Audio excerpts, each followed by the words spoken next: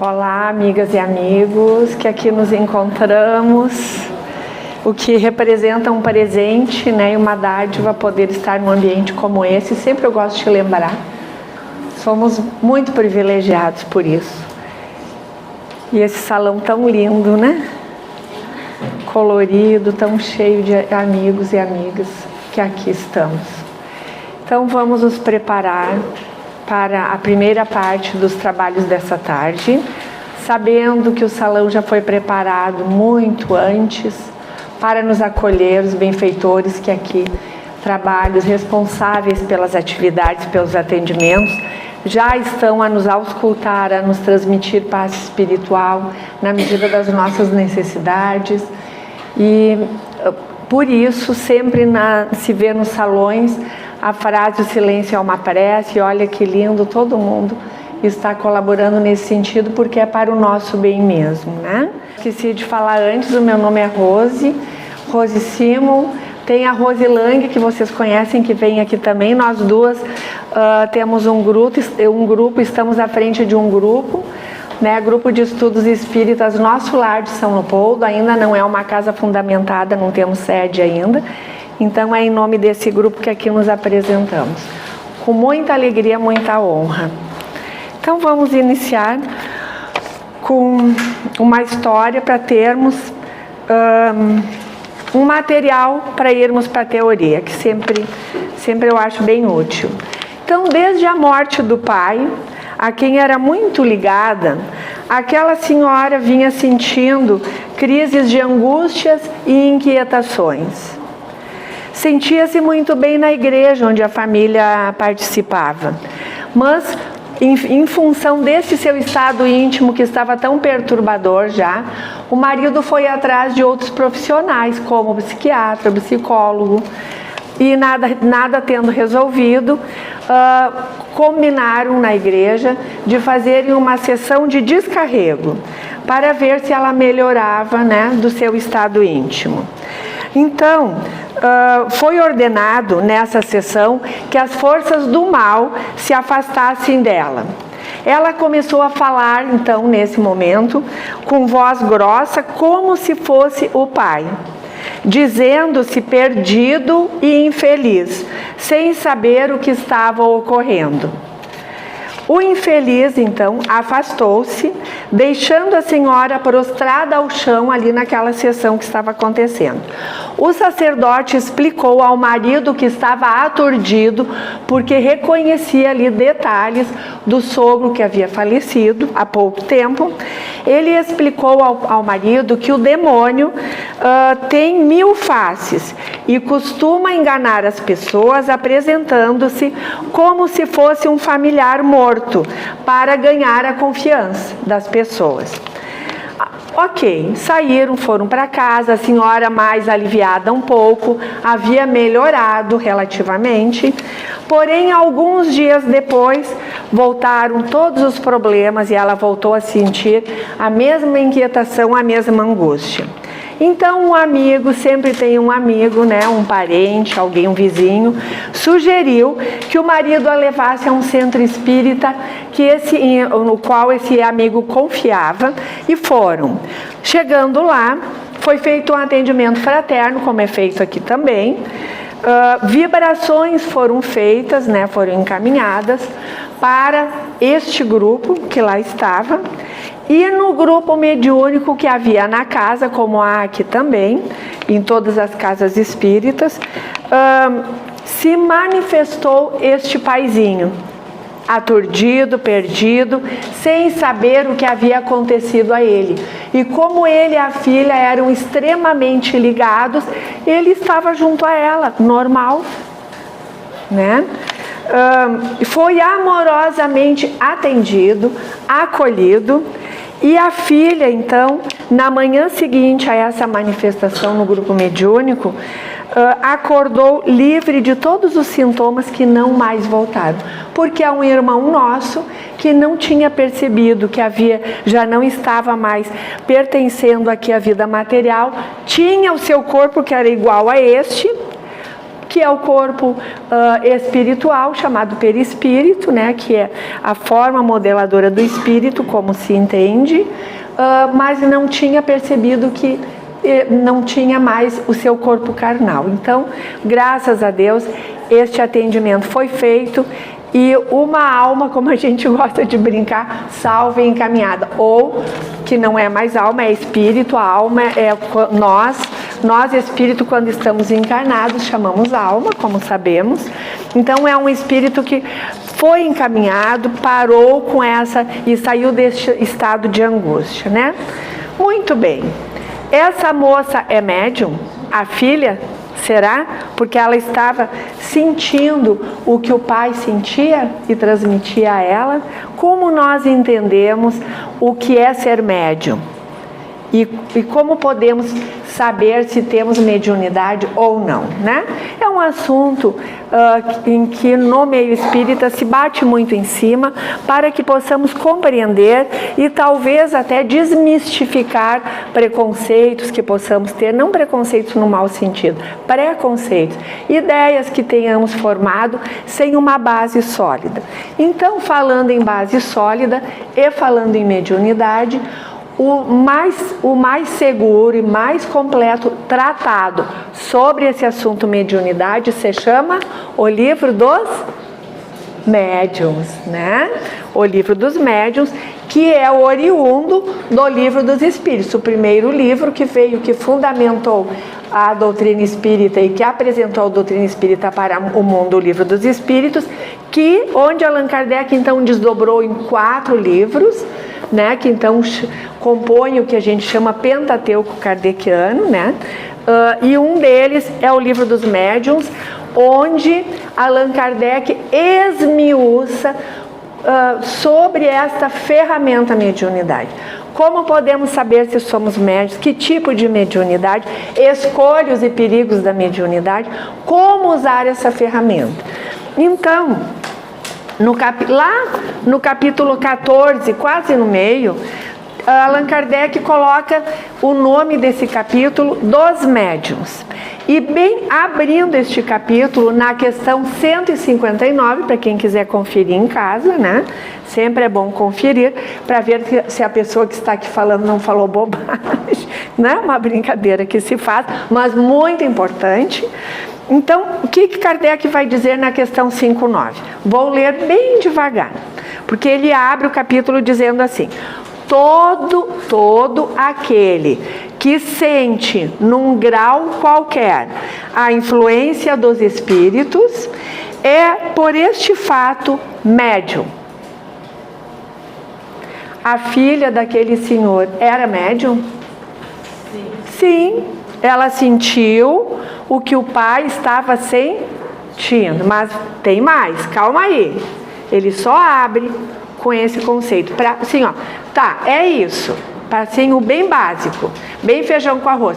Todo mundo que sente a influência dos espíritos, não tem que às vezes a gente entra num ambiente e se sente mal, ou tá falando com uma pessoa e começa a tontear e passar mal, a gente não sabe por quê, ou o contrário, ambientes de onde nós não queremos sair de tão bom, ou uma companhia que, eu queria tanto ficar aqui do ladinho de você, é tão bom, tão acolhedor.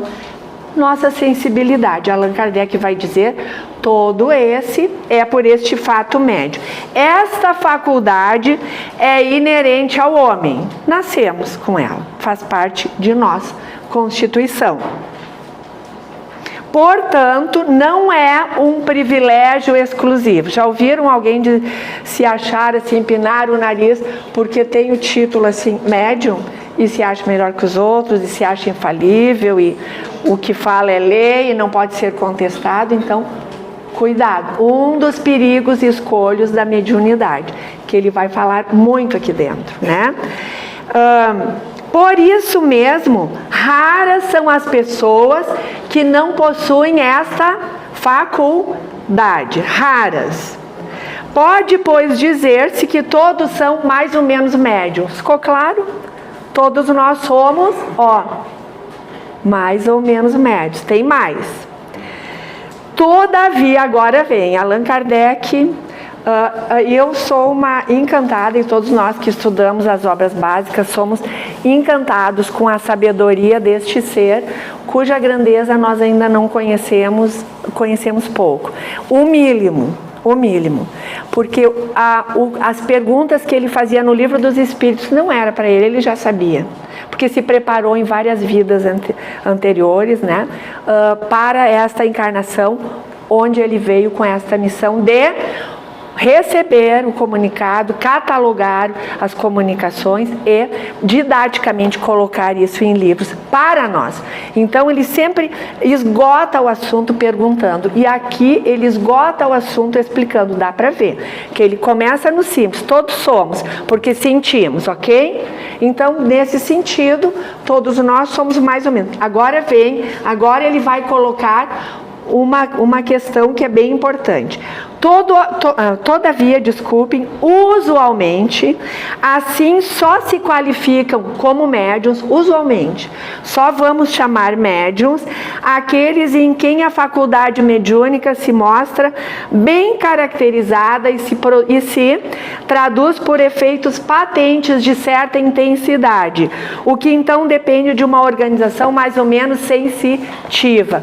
São traduzindo, aquelas pessoas que têm mediunidade, como nós chamamos, ostensiva. Vê espírito mesmo não querendo ver, ouve vozes mesmo não querendo ouvir, sente a presença, dá recado. Então, mediunidade ostensiva, ok? É o que Kardec diz.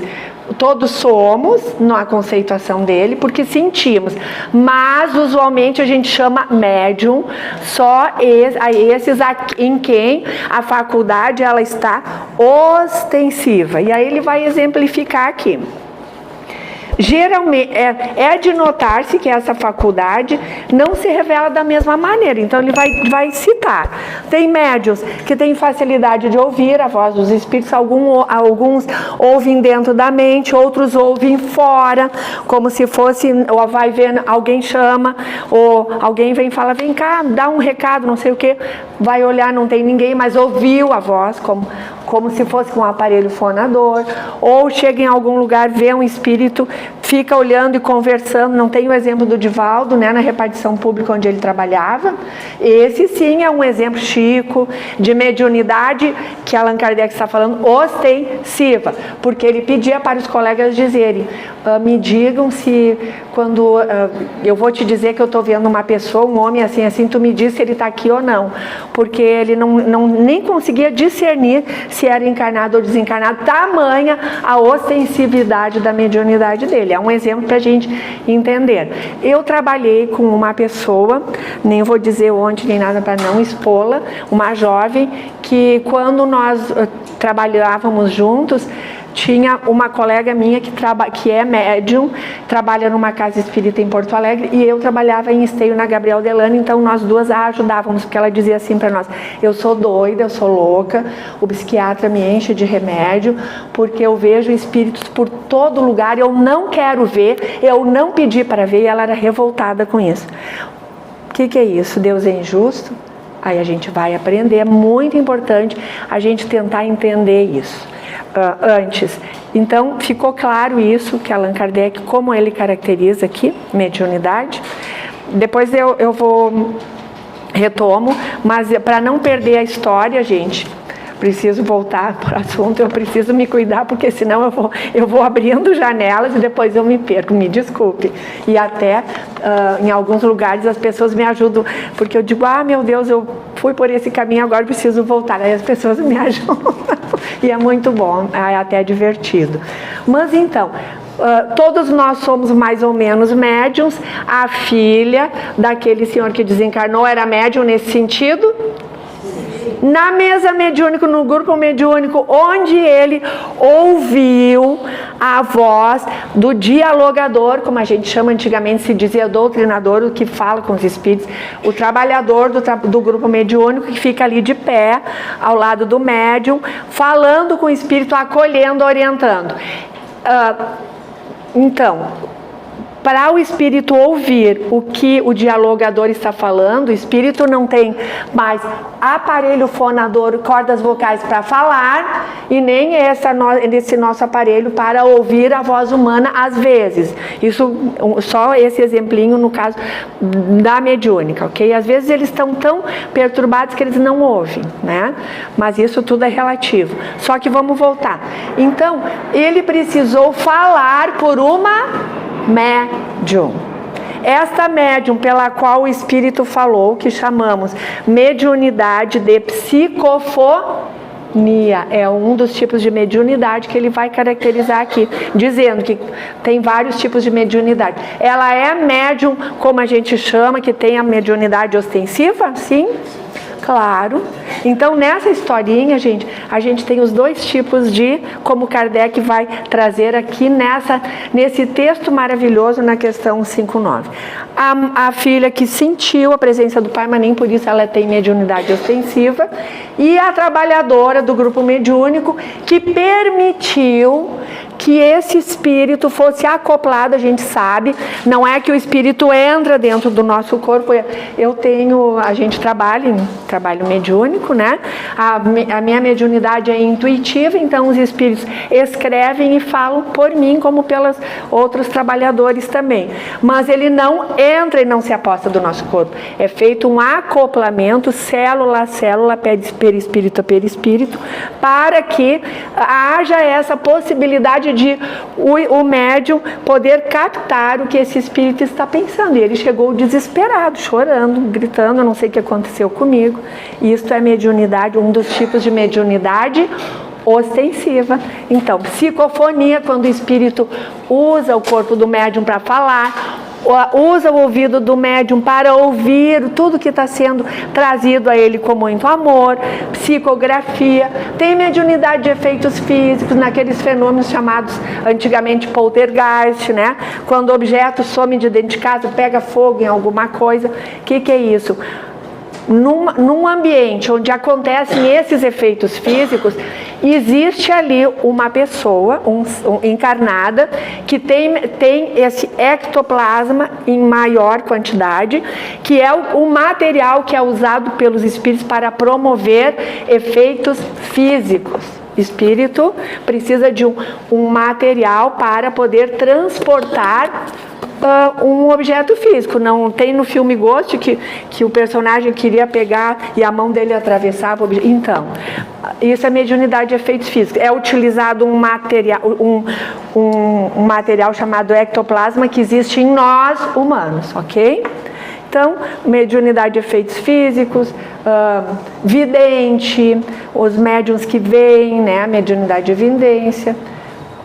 Ok? Então, gente, não deu um nó na cabeça? Ficou tranquilo? Podemos ir para a nossa folhinha do Emmanuel? Quem quiser levar, talvez alguns pensem, lá vem aquela chata com essas folhas, mas não precisa levar para casa. Pode deixar aqui se não quiser levar, tá bem? Por que eu trouxe essa folhinha? Porque mediunidade tem tudo a ver com pensamento. Sintonia, né? E este é um texto do Emmanuel muito explicativo, cujo título é Cartão de Visitas. Pensemos no que é um cartão de visitas. E Emmanuel aqui vai trazer essa simbologia em a nossa mente, os nossos pensamentos, sendo um cartão de... Já pensou? A gente consegue parar de pensar em algum momento? Nunca, jamais. Desde o momento em que nós passamos a ser humanos, passamos, os reinos mineral, vegetal, animal e humano. Desde o momento em que a gente passou a ser humano, temos o pensamento contínuo, nunca mais paramos de pensar. Isso é legal, mas eu penso que isso é muito sério, a gente precisa tentar entender isso. Se vamos ler o texto aqui do Emmanuel, que a gente vai poder pensar um pouquinho sobre isso. Como andam ou por onde andam os nossos pensamentos. De onde é esse texto? É do livro Seara dos Médiuns, tá?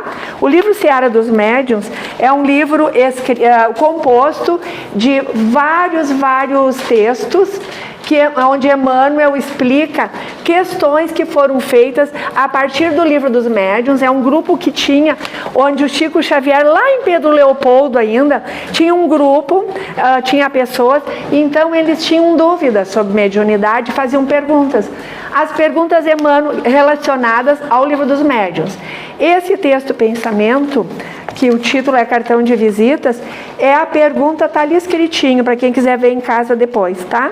É a pergunta 7, bem no iniciozinho, que está no livro dos médiuns. A pergunta 7 está no capítulo que diz, do maravilhoso ao sobrenatural. Sabe que fala de fantasmas? Sobrenatural, né? Então, essa pergunta é relativa a isso. Aí Emmanuel, relativo ao que Allan Kardec bota aqui no livro dos médiuns, vai trazer esse texto. Vamos dar uma olhadinha, rapidinha, para a gente não ter a indisciplina do horário, né? Tá.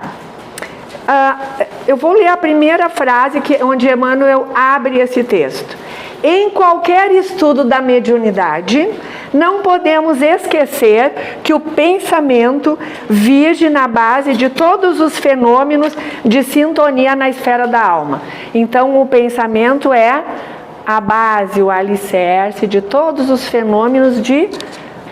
Se todos somos mais ou menos médiuns, olha só, gente, onde é que estamos metidos. Vamos tentar entender.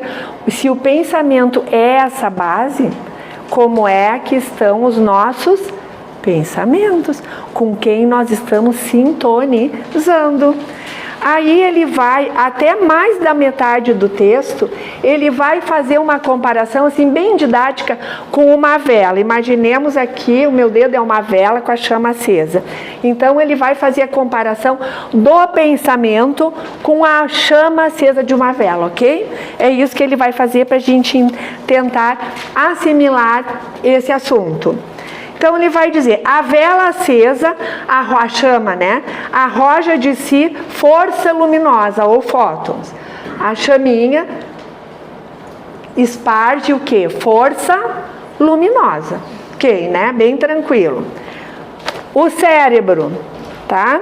Exterioriza princípios inteligentes ou energia mental.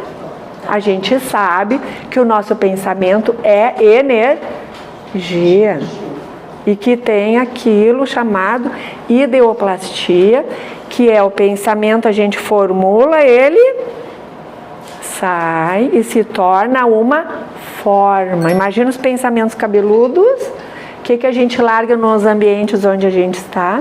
Eu sempre gosto de pensar em bichos assim, peçonhentos até.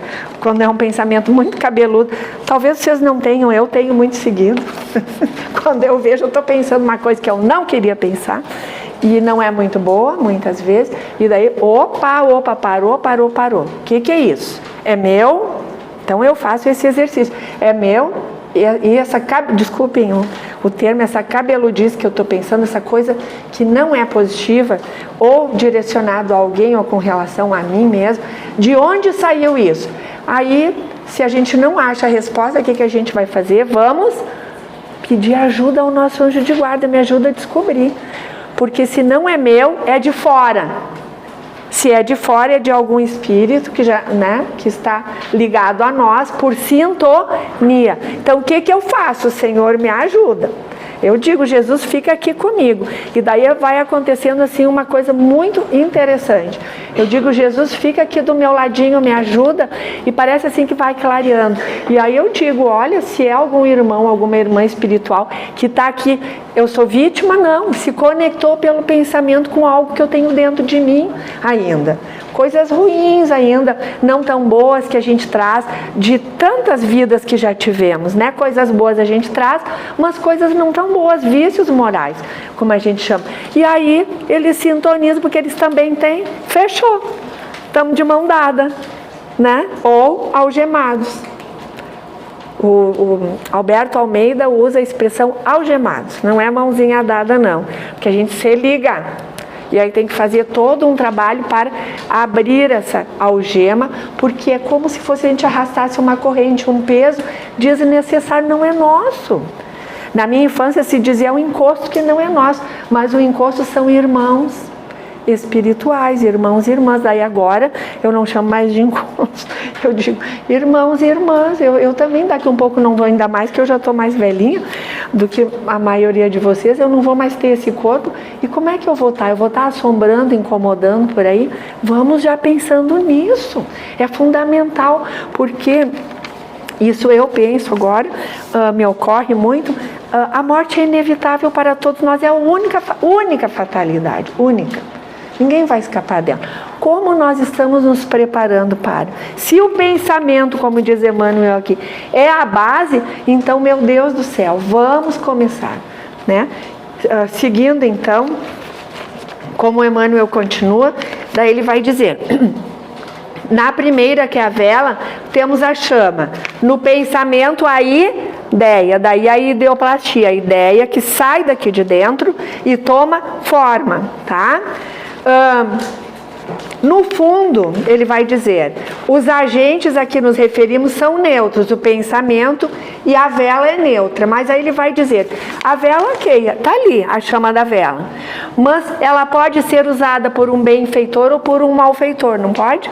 A vela pode ser usada para alguém encontrar um caminho, que está segurando alguém pela mão para encontrarem um caminho seguro, ou por um malfeitor que está ali em busca de praticar uma maldade na época em que não tinha luz elétrica. Assim, o nosso pensamento, que então, no dizer de Emmanuel, sendo neutro, mas depende da nossa intenção, do que temos dentro de nós, da nossa vontade, do nosso desejo, ele vai ser bom ou não bom, né? Mais ou menos por aí ele vai nos conduzir. E compreendendo-se então,